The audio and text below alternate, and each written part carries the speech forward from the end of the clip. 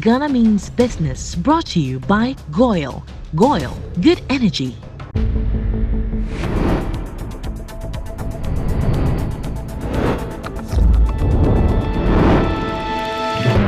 Ghana Means Business.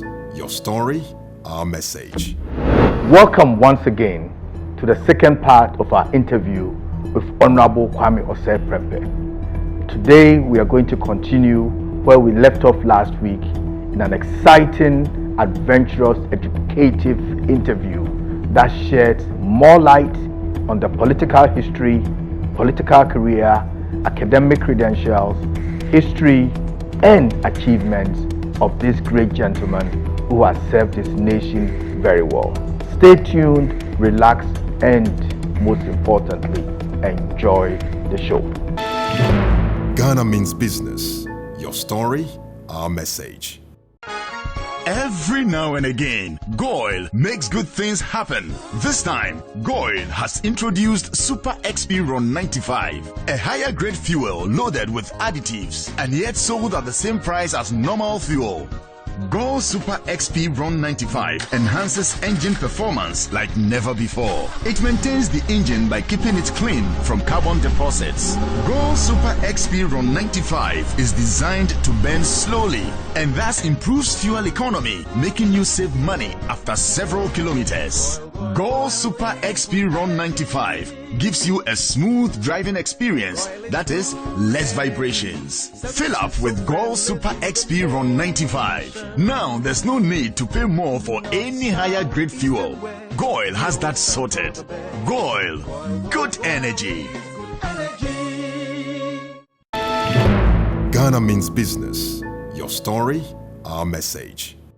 What is most interesting and unique about you is perhaps you are either the only honorable parliamentarian who has served for 16 years, 8 under NPP, 8 under NDC.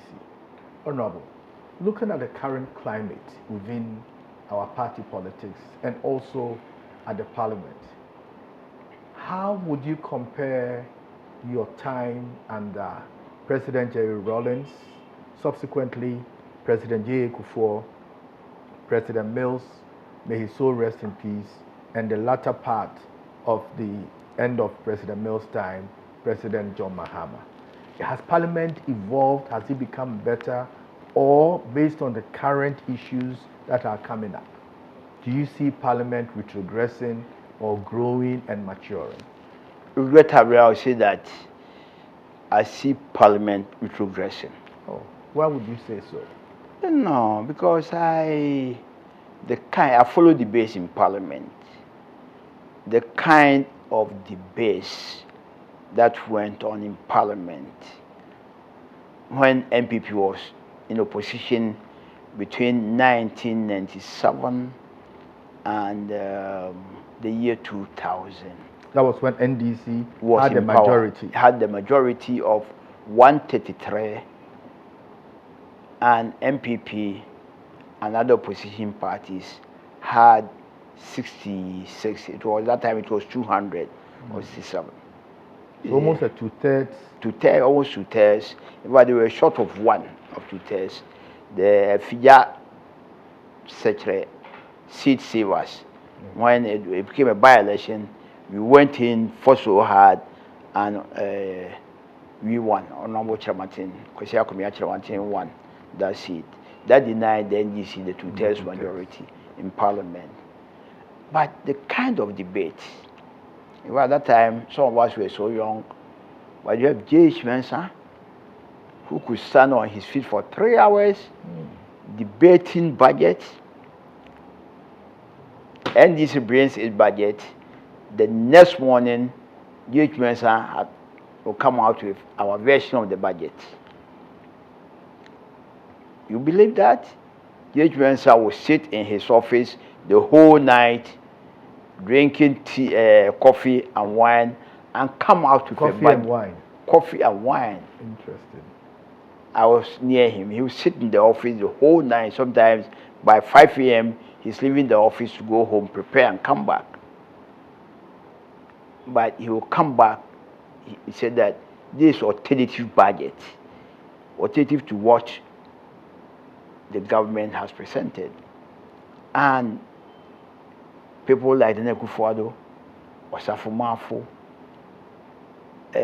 Honorable Hackman, Gadi Sasma, Kandapa, they were our spokesmen.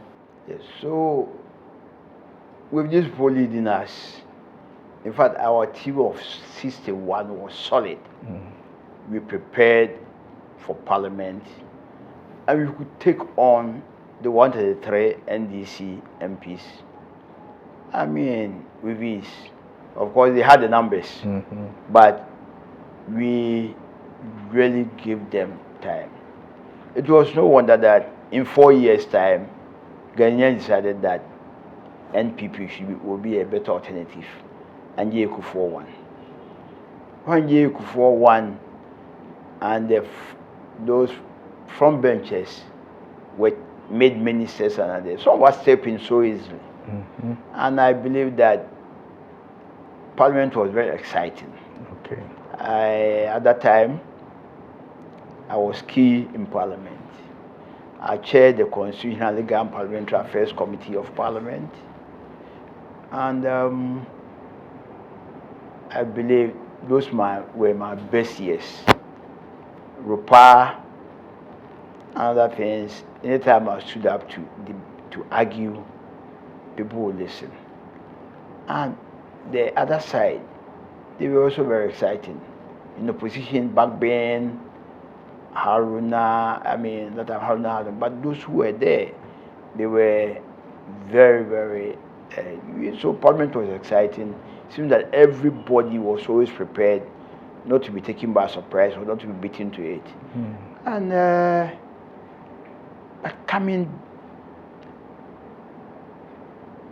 what is happening these days? Sometimes I sit back and say that why Parliament should be growing. You see, but what needs to change? I believe that the venom in people, the desire that if my party is not in government, everything should be destroyed. So it's no longer Ghana first.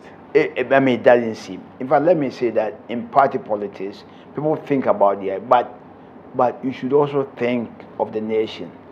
If, for instance, you say that the budget of Confuriata for 2022 is so good, what is your alternative? Exactly. Not just condemn it, and it becomes rhetoric.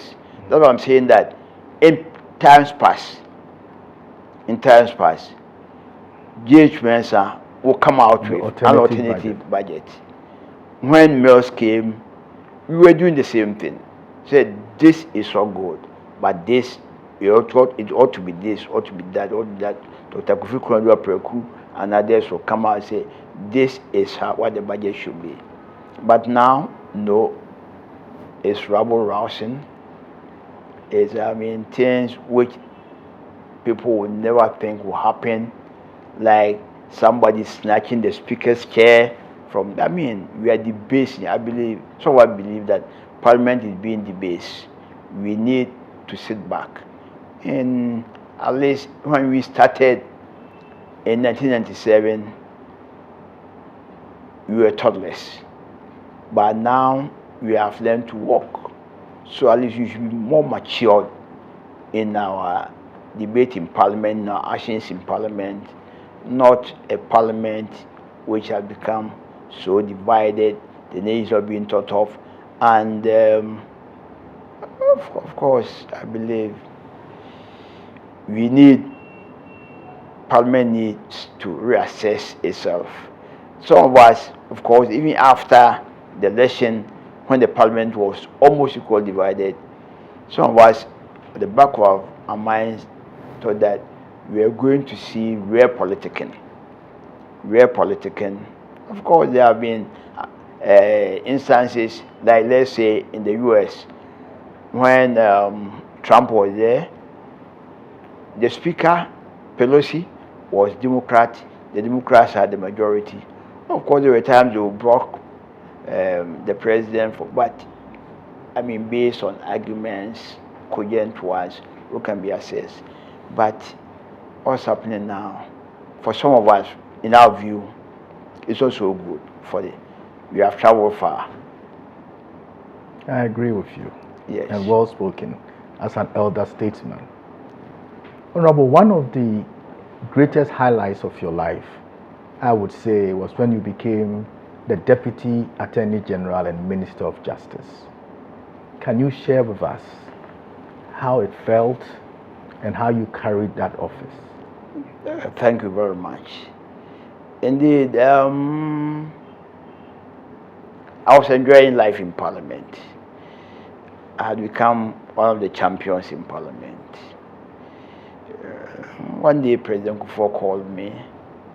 I never expected, and he told me that he wanted me to do some work for him. And then, to my surprise, he told me that he wants to make me Deputy Attorney General. It was a pleasant surprise, but I accepted it. And I went to the office, working with Geogati, who gave me room to operate. Of course, I was a senior in Parliament. I had been in Parliament since 1997. He joined in 2005. So I was a senior, and he had seen my performance in Parliament. So he gave me that respect and room to operate. And I can say that it was very exciting. I was in charge of crime, and I was in charge of bills that went to Parliament. From the executive? Yes, from the executive. Okay. So it gave me a lot of opportunity to learn. Working with draftsmen in the office, you have one of the people, as I said, VCRC crab.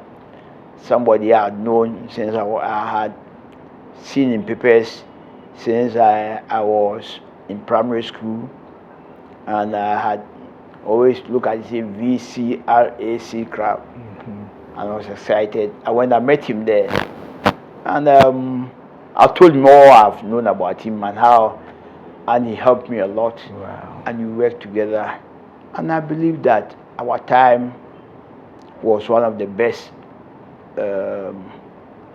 for government, and we also enjoyed it, built ourselves to the opportunity to build ourselves, to learn a lot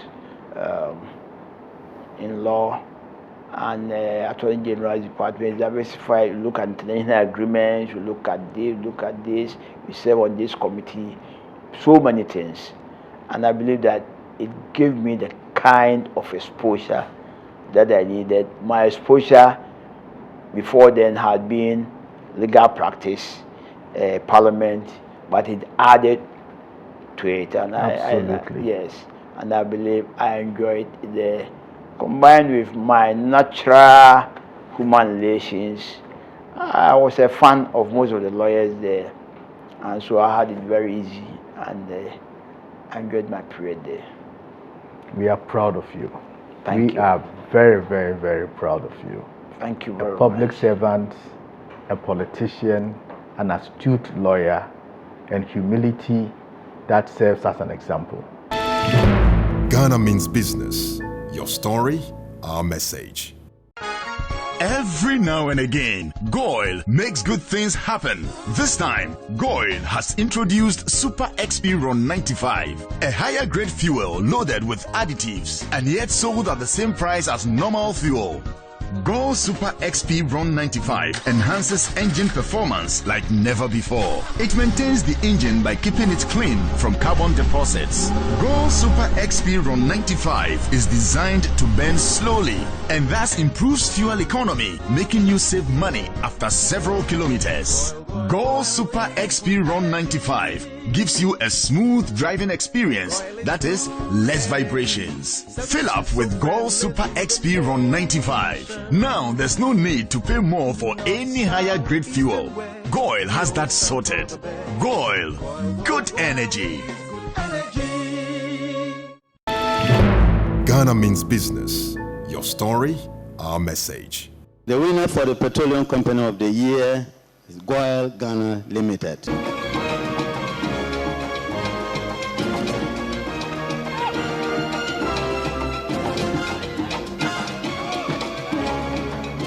Honorable, you started on the board of directors of GOIL, and subsequently, His Excellency the President elevated you to the position of Group CEO and Managing Director.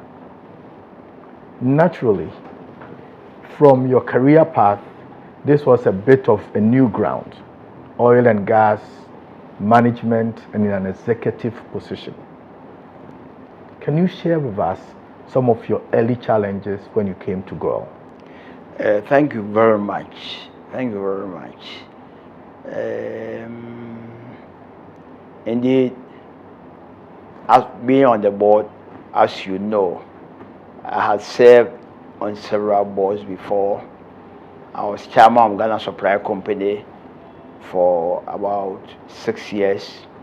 I was a member of the Public Procurement Authority Board, Thermal Steel Board, Prison Service Board. So I served on boards. So when I went to GOIL, it was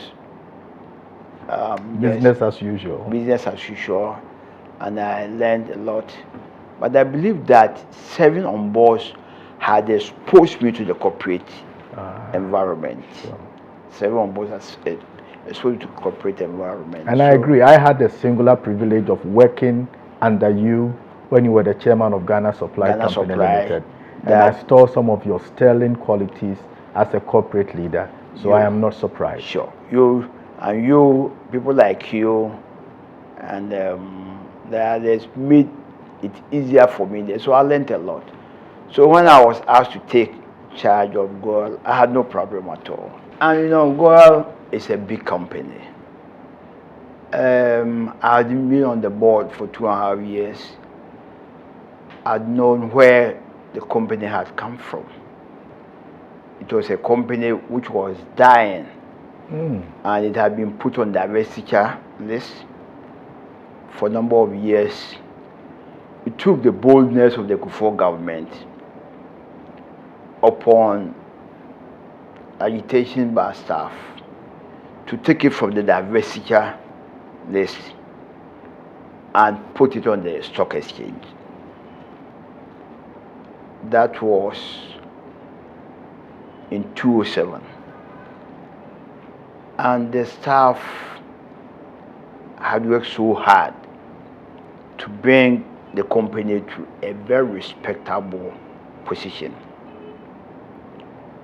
So when I came in, my first challenge was, what will I do to make sure that what has been started will push up? Of course, I'm a politician. Being sent to such a place, even acceptability itself is a primary challenge. Within top management or the company? Within top management and the company accepting you is a, but so that was there. And if you are not accepted, you can be sabotaged. Certainly. And you will fail. So I prayed to God and also decided that, well, being on the board, I've known that there are very experienced management members here, very technical engineers and others. I'm not a technical man. I was not going to make myself an engineer. I'm a lawyer. I'm coming in as a manager to manage the system, and I should do that. So, thank God, I came and that problem was cemented. I mean, I didn't have any problem in people accepting me, and because by the grace of God, I'm able to lead very well to people.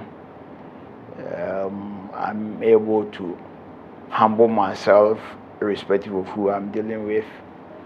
And so I had the full support of my management staff and their staff. Of course, you cannot get everybody to support you, but the important thing is that you are able to carry the generality of the management and staff with you. And so always consulting them, having meetings with them, asking my way through, I can say that I was able to move through, sail through so smoothly and found my feet in GOIL. And the past 2.5 years has been very exciting. Most of the awards you see here are testimony of the good work that we've been doing in GOIL. Amazing. Not Kwame Osei-Prempeh, but I am the team leader. But I have the team. I'm able to blend the team. I'm able to inspire the team so that we can deliver. And that's the result why GOIL is recognized in the country now.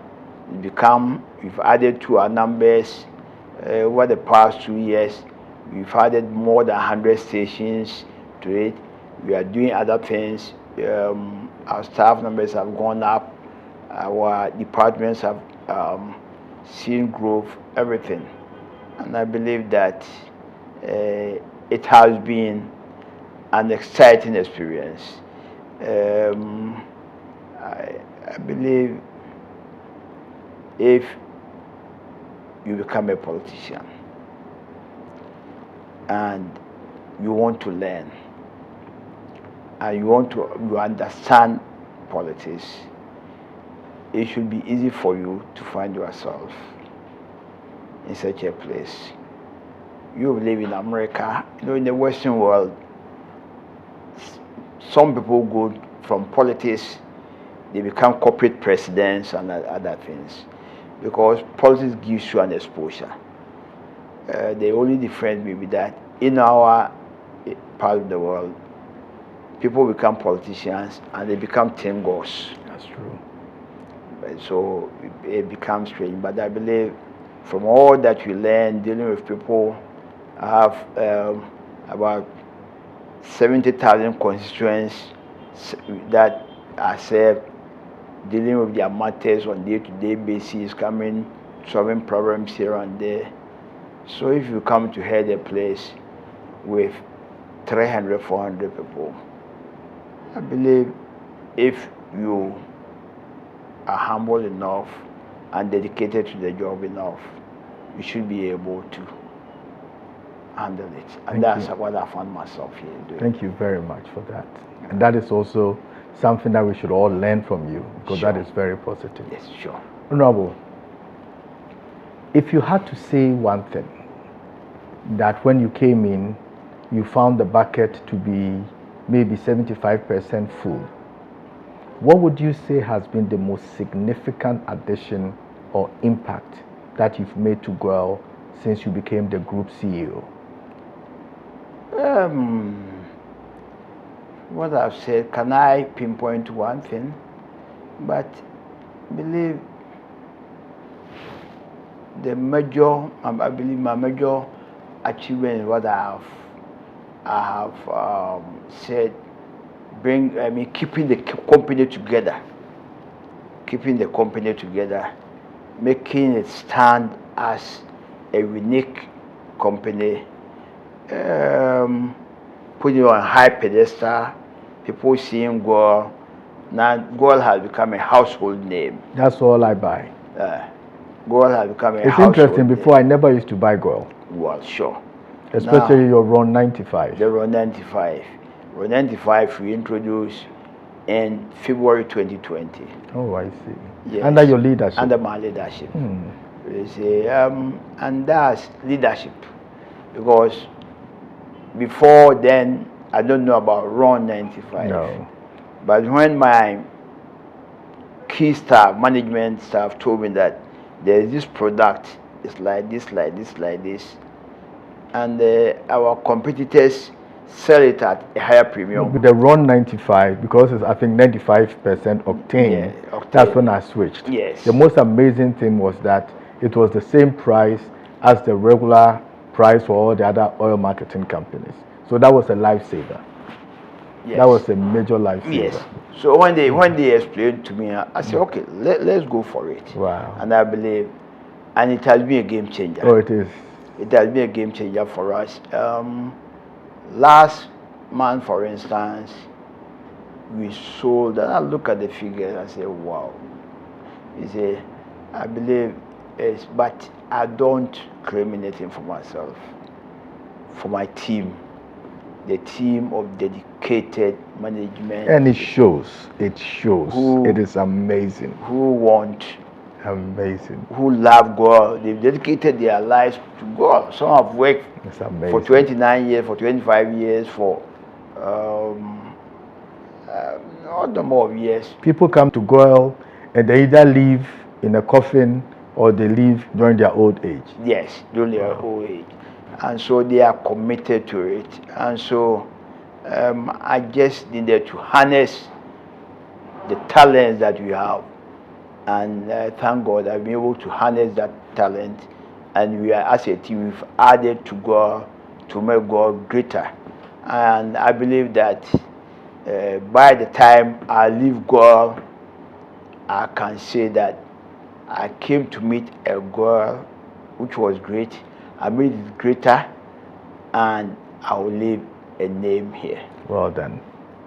Well done, Honorable. Honorable Peter Mewu, the former energy minister, cut the sword for the commencement of a bitumen plant. Did we have a bitumen plant, or do we have a bitumen plant in Ghana? And is GOIL the first company in Ghana to have such a plant? And is it going to be a game changer as far as you are concerned?